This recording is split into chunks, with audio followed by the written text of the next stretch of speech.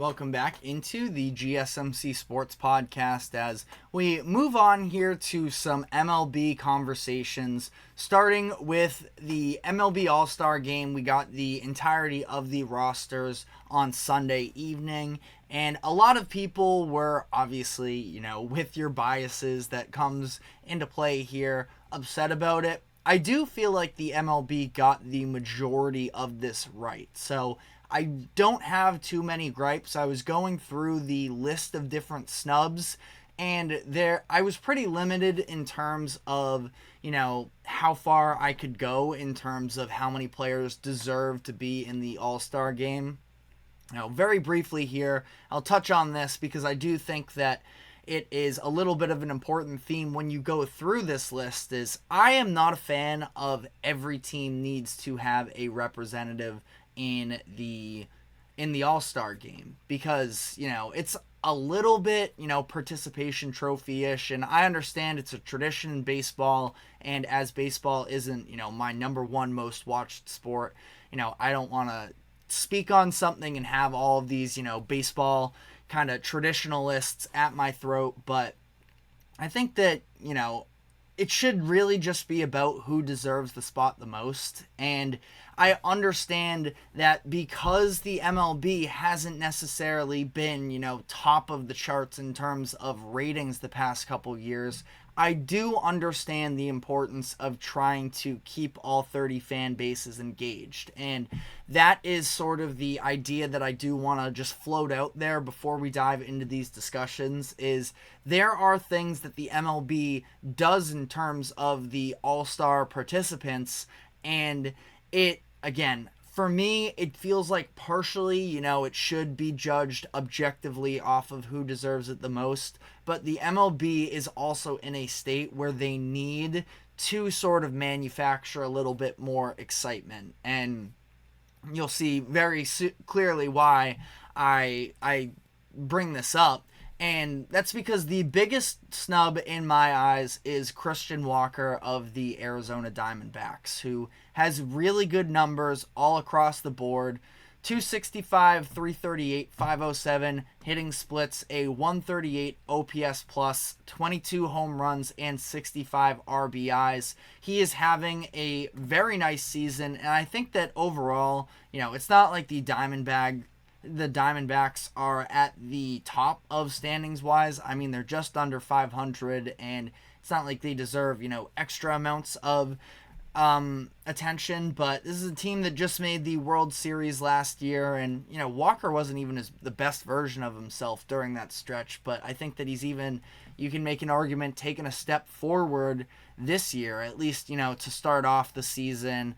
Overall his numbers are better than they were last year. Now that's in a 92 game sample size over the one, as opposed to the 157 that he played last year, but Christian Walker, I think, undoubtedly deserved this spot, but what was standing in his way is Pete Alonso. And, both of them playing first base in the National League. I definitely don't want to slander Alonso by any means. He is having a good season, and I think that because there's a very obvious conversation that goes to him being selected to the All-Star Game, is that the MLB wanted him in the Home Run Derby. And he sort of insinuated the idea that he probably would not have participated in the Derby this year if he weren't actually selected as an All-Star, which, by the way, a pretty good move, I feel like, from his camp to float that out there, because he is in expiring contract and he's going to be a free agent this summer, and adding that All-Star selection to his resume is definitely, I mean, who knows how much that actually, how much weight that actually pulls in contract negotiations. But, I mean, there could be something to it. I feel like there is a real factor of these teams wanting to say that they brought in an all-star from last year, again, for their own sake of generating a little bit of excitement. So, it's just kind of where it is with Alonso. Now, he could have done the Derby without the All-Star game, or without being an All-Star. It's happened in the past in the MLB, so it didn't have to be, we need him in because by rule, by MLB law, that's the only way to put him in the Derby. That wasn't the case. It was just kind of a power play from Alonso, and he understands his stature as he's been the Derby guy these past few years, won it 2 times, and I don't love it personally because, again, I do think it robs opportunities for other players. But at the same time, as we sort of move on here, I'm going to be a little bit hypocritical because we also saw the MLB maybe make a little bit of exceptions for some of the younger stars in Paul Skeens and Ellie De La Cruz. And it is a marketing thing for the MLB where I wouldn't say they're fully desperate, but there is a little bit of desperation for the MLB to have these, up-and-coming stars and getting eyes on these young players and trying to market them better, because I really don't think that the MLB has done a great job, at least in recent history, of marketing some of these young players. So, Paul Skeens, I fully stand by in terms of him making it. But again, that might be biased of me because I just love watching him pitch. And then if he's going to make an appearance in the All-Star game, I'm going to want to see it. And so that's where I understand I have a little bit of hypocrisy myself.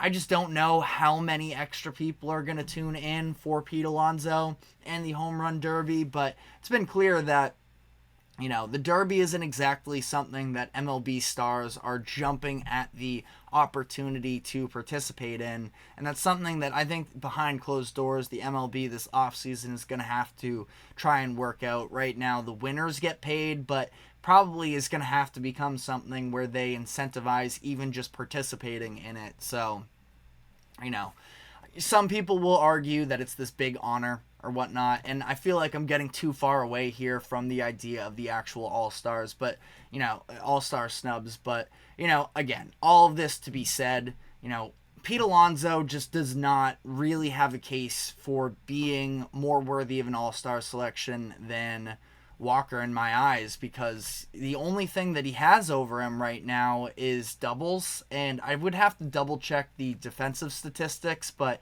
I can't imagine that Alonso is significantly better in any defensive metric than Christian Walker here. Let me know in the comments section if I'm off base there. Again, don't have those numbers directly in front of my eyes, but a part of this conversation as well is the fact that Alonso is the only representative for the Mets, and I think that there were other players that specifically I'll go to Francisco Lindor, and I touched on this a little bit earlier this week as well, so I won't spend too much time harping on it. But with Lindor, he is 3rd in the National League in total WAR according to Fangraphs. He is the only player in the top 12 that is not an All-Star. Now, part of that is because, of course, there is a lot of depth at the shortstop position in the National League, and it's a little bit why, when you go back to the Ellie De La Cruz conversation, where I think it's a real conversation between him and Ellie in terms of who is, more worthy of that All-Star selection. The nod was always going to go to the young up-and-coming player that seems to always get traction whenever a clip of him makes its rounds on social media, as opposed to Lindor. And it's not like the Mets are having, it would be one thing because the Mets are a big market, but if, as much as they've had this win streak as of late, not exactly a team that is viewed as must-watch outside of, Mets Nation. And, I think it's going to be fun if they can continue to go on this little bit of a tear here. But, again, it's complicated with the amount of depth that there is at the shortstop position. And that's also why Bryce Terang is another player that I think could have very much been worthy of a selection. But it's just that middle infield in the National League is just so loaded with the number of players that are there. And ultimately, when you talk about snubs too, it's interesting because we're going to have players opting out of playing in the All-Star game. Mookie Betts was selected. He is probably not going to be playing. We'll see whether or not Trey Turner is able to participate. I mean, he's been playing really well and he's healthy right now, but has still missed a lot of games this year, so it's a little bit of a question of whether or not he's going to want to take the rest. We just saw Rafael Devers in the American League already announced that he won't be participating in the All-Star Game because he has a shoulder injury that has been nagging him a little bit and he wants to be able to take care of. But, again, I do think that for the most part, the MLB got this right. Now, there are some Orioles fans probably who feel like they should have a little bit more representation from some of their, field position players. I still think that Clay Holmes was probably the wrong decision there in terms of relievers. There are a couple players, Munoz of the Mariners, Jansen with the Red Sox, or Kimbrel of the Orioles. All of them maybe should have made it over Clay Holmes. But, let me know how you feel in the comments section. It's something that I'm choosing to not get overly upset about. But again, especially if you're a fan of one of those players that has sort of gotten bumped out because of ulterior reasons than just the results and how good they are on the field, I can understand your frustration and would love to hear about it because, I personally don't necessarily have those same perspectives. But we are going to be taking our final break here, and when we come back on the other side, we are going to be ending off the show, just sort of rounding out the MLB action from yesterday's games. So stick with us, and we will be right back after this quick break.